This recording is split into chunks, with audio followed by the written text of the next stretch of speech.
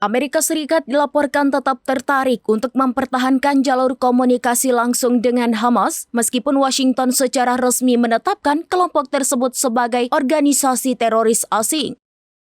Menurut laporan The New York Times pada Jumat 14 November 2025 yang dikutip dari sumber anonim, utusan khusus Amerika Serikat Steve Witkoff sedang mempersiapkan kemungkinan pertemuan dengan negosiator kunci Hamas Khalil Al-Hayya.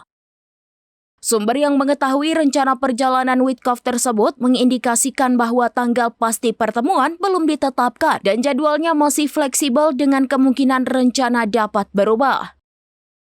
Jika pertemuan itu terlaksana, The New York Times menilai bahwa itu akan menandai langkah selanjutnya dalam keterlibatan pemerintahan Trump yang berlangsung secara diam-diam namun berkelanjutan bagi Hamas. Download Tribun X sekarang, menghadirkan lokal menjadi Indonesia.